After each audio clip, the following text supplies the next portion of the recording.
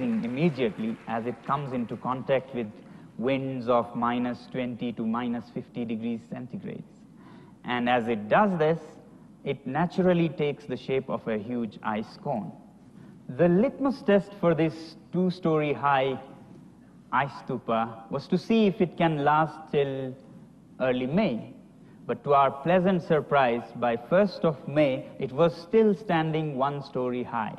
And to celebrate this, we invited His Holiness Tikung Skyabgon Chetsang Rinpoche to bless this stupa. In Tibetan Buddhism, Skyabgon Chetsang Rinpoche is one of the highest incarnate lamas after His Holiness the Dalai Lama. Apart from that, His Holiness is known for his green activism. I have been engaged here Ladakh, that is Go Green Go Organic project starting this year. So one of our projects, one important one projects that is in the Phayang village here, because of the shortage of water. And since 20 years, I always thinking they have a nice water, but the wasting in the winter time, they go to the Indus River. So I thinking always they have make some dam, but it's very difficult. So on 1st of May 2014, His Holiness visited our school, and he was so pleased with this form of climate change adaptation that he immediately wanted a full-scale version of the project be built near the famous Phayang Monastery, where roughly 1,000 acres of land is lying barren as desert because of shortage of water. So this winter, we are going to build a field of several ice stupas, each 12 stories high, to green this desert. So I visited there, so this is very excited one project, so that I said, immediately I'm going to take this project. So now I'm very happy to make this project in Phayang Monastery. You can see that half of Phayang down is desert. So what I'm essentially saying is that if this ambitious project succeeds, it will not only solve the crisis facing our farmers, but actually help green the vast desert land which we find next to every village in Ladakh. It is for this cause that we seek your support and contribution. From widely we thinking this not only benefit in Phayang, not only Ladakh, where they have shortage water and where they have winter this season, they can use this all this ice. So I very confident this will be a success. All the donor, this money won't be waste. This will be benefit to all the world.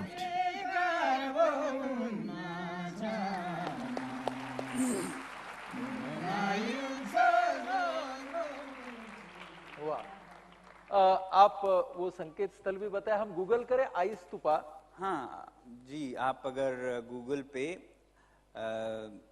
Ice stupa जैसा आप देख रहे हैं ये करें, या indiegogo.com पे ice stupa करें, क्योंकि ये जो इसके लिए जो स्रोत है वो indiegogo.com एक क्राउड फंडिंग वेबसाइट है, उस पे किया था, तो आप उस पे इसके बारे में पूरी जानकारी पा सकते हैं। ओके, आपके लिए कुछ सवाल है मेरे पास। पहला सवाल ये, आप इतने काम करते हैं, कोई हॉबीज है आपको, और आपकी हॉबीज क्या है? सारा काम एक तरह से हॉबी है, जो हॉबी सा है वही करता हूँ, नहीं तो करता ही नहीं हूँ। मगर मेरी अपनी रिलैक्सेशन के लिए कहिए, मैं भाषाएं सीखने में बहुत शौक रखता हूँ, तो जहाँ जाता हूँ नई नई भाषाएं सीखता हूँ। आप कितनी भाषाएं बोलते हैं? यानी लड़ाकी तो बोलते ही हैं, हिंदी तो है, हिंदी और उर्दू तो आप इतनी अच्छी बोल लेते हैं, और लहजा जो है, ढंग जो है आपका बोलने का, वो भी इतना अच्छा है। तो वो हो गई, हिंदी हो गई, अंग्रेजी हो गई, फिर और कौन सी? और नेपाल में मेरा काम पड़ा तो वहाँ नेपाली सीख ली। फ्रांस में ये अर्थ आर्किटेक्चर सीखने के लिए जाना था तो फ्रेंच सीख ली, उसी तरह टिबेटन सीख ली। हाँ, इस तरह से ये थोड़ा संक्षेप में 2 मिनट में, ये फ्रांस गए, और फ्रांस किस लिए गए, वहां का मास्टर्स है इनका, उसके बारे में संक्षेप में 2 मिनट में जरा आप बताइए, क्योंकि वो किस्सा बहुत अच्छा है। तो जैसा आपने देखा, हम मिट्टी के सोलर हीटेड स्कूल घर बनाने लगे थे, तो बाद में मुझे लगा कि हम यहाँ की मिट्टी को तो पहचानते हैं, मगर जब मैं नेपाल गया तो वहाँ की मिट्टी बिल्कुल अलग थी।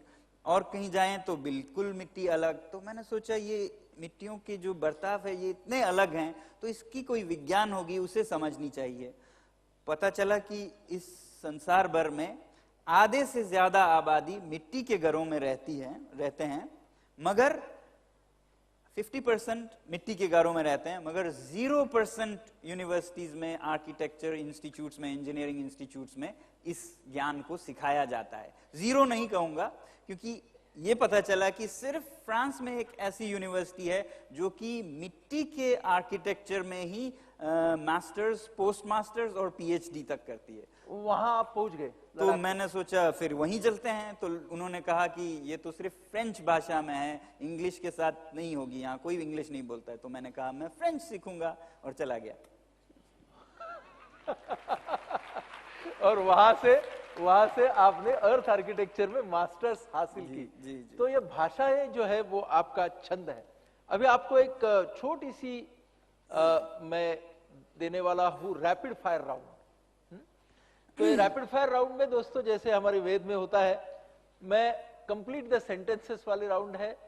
पहला जो पूरा सेंटेंस है उसका आधा हिस्सा मैं दे दूंगा, उसको सोनम जी पूरा करेंगे। मैं जब मेरे इलाके के हिमाच्छादित पर्वतों की तरफ देखता हूं तो। आपने अच्छा कहा, मैं यही सोच रहा था। आपने अगर देखा हो तो जब हिम से ढके पर्वतों की तरफ देखता हूं तो हमारी लद्दाख की एक रीति है जिसमें कि एक सफेद चादर हम बिछाते हैं जब लोगों को या किसी संस्था को हम ऑनर करते हैं, तो उसे खदक्स कहते हैं। और मुझे वो खदक्स की याद आती है, तो मैं एक खदक्स वेद के लिए लाया था।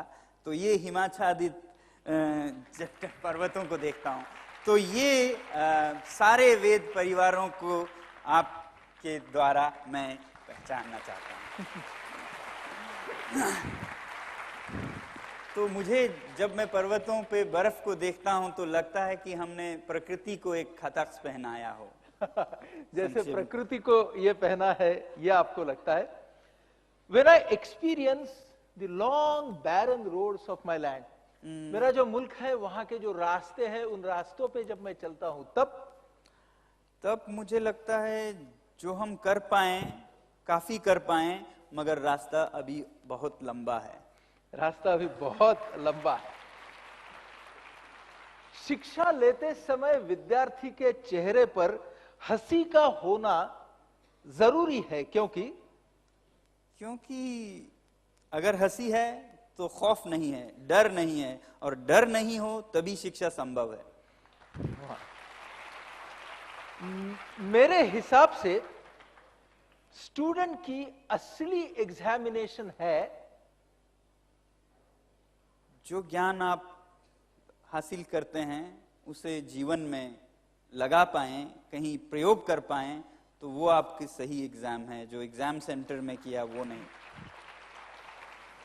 बहुत बड़ी सफर करने के बाद, देश विदेश में घूमने के बाद, जब मैं मेरे स्कूल में वापस जाता हूं तब मैं फिर से ऊर्जा महसूस करता हूं। फिर से वो ऊर्जा महसूस करते हैं। मेरे ख्याल से जो नॉलेजेबल पर्सन, मैं उसे कहूंगा जो अपनी नॉलेज औरों में बांटता हो, और वही आदमी सच में नॉलेजेबल हो सकता है। मेरा यह मानना है कि सीखने का सबसे अच्छा तरीका है सिखाना, और आप अगर सिखाते नहीं हैं तो मैं नॉलेजेबल हो उस पर भी शक करूंगा। हर दिन के अंत पर अच्छी नींद आने के लिए मैं अच्छी थकान वाली, अच्छी कमाया हुआ नींद हो, ऐसा मैं करता हूं। तो थकान अच्छी हो, ये मेरी कोशिश रहती है। और दिल और दिमाग के बारे में तो आपने बताया कि उनका रिश्ता कैसा होना चाहिए। तो दिमाग की बात है और बाद में दिल की बात है। एक तो आपने बहुत अच्छी टिप हमें दी कि पहले दिमाग चलाओ, 10 में से जो अल्टरनेटिव्स है उनको 2 या 3 पर ले आओ, और बाद में दिल को चलाओ। आपने ऐसे ही किया पूरे जिंदगी में?